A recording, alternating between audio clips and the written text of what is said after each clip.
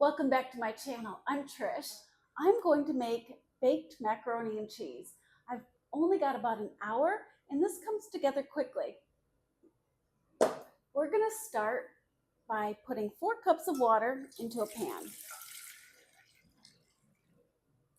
I'm going to add some frozen broccoli.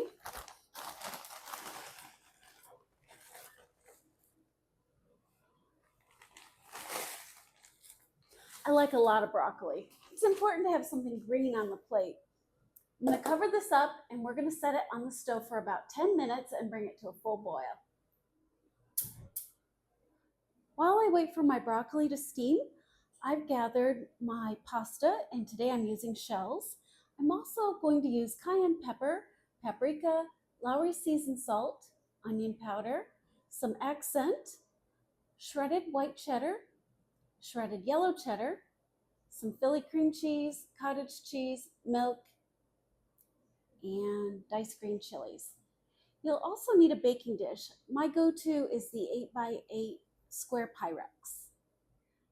My broccoli is nicely steamed, and at this point, to the very same pot, I'm going to add about 1.5 cups of dry pasta.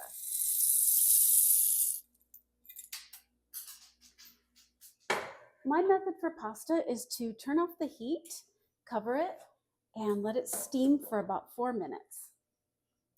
Our broccoli and pasta have been steaming together for about 4 minutes, and the pasta is very al dente at this point, and that's ideal for what we're going to do. We don't want it to be overly cooked.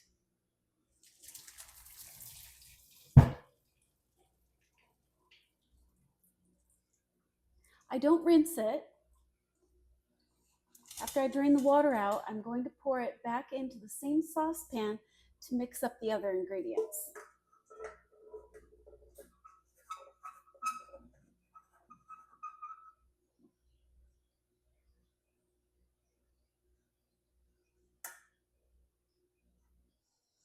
There we go.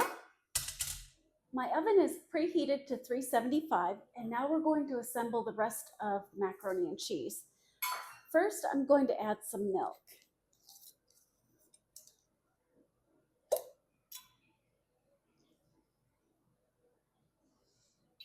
I pour in about enough to make it even with the top of the solid things.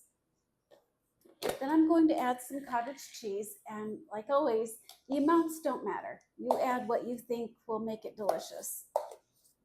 The key to really good food is really greasy food. A lot of oil just seems to make it better. So the more fat that you have in it from whole milk or cottage cheese or regular cheese, the more you're probably going to like it. If your diet is vegan, you can adjust that to your own preference. This is white cheddar and one of my very favorites. It gives it a little more sophisticated taste. And we want it to be the right color, so we're going to add the yellow cheese as well. Then I'm going to add the green chilies. This gives it a more grown-up flair.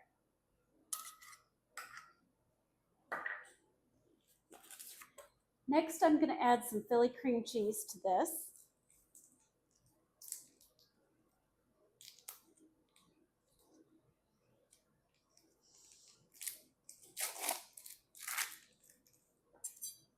I'm going to cut this into small pieces, so we'll just make little strips.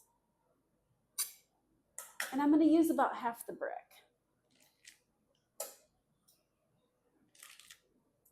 Then I'm going to put in some accent.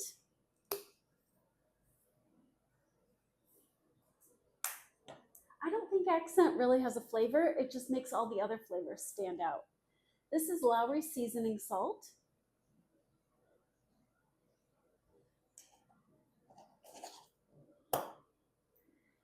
I get smoked Hungarian paprika.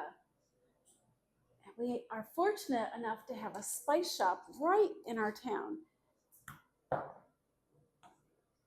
And this is cayenne pepper. Just a little bit of heat gives it some flavor. And my old standby is onion powder. I don't love onions, but I use a lot of onion powder. Might be a texture thing. Okay, we are going to mix all of this together.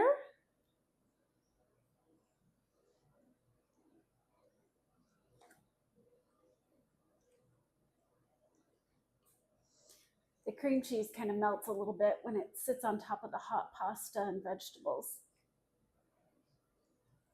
This dish is fine on its own, or if you're a meat eater, you can make a chicken breast to go with it. I find it's pretty complete on its own. Every now and then I might throw a can of chickpeas in if I feel like I need more protein.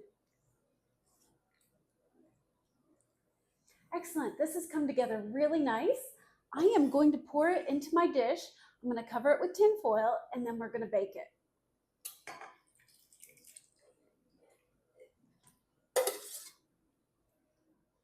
I put mine on top of a cookie sheet, and that helps in case there is any leakage over the top. If it steams and bubbles over, it doesn't make my oven as messy.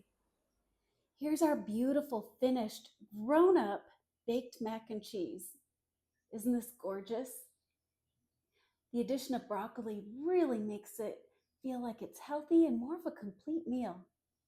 I hope you make this and I hope you love it. Bon appetit!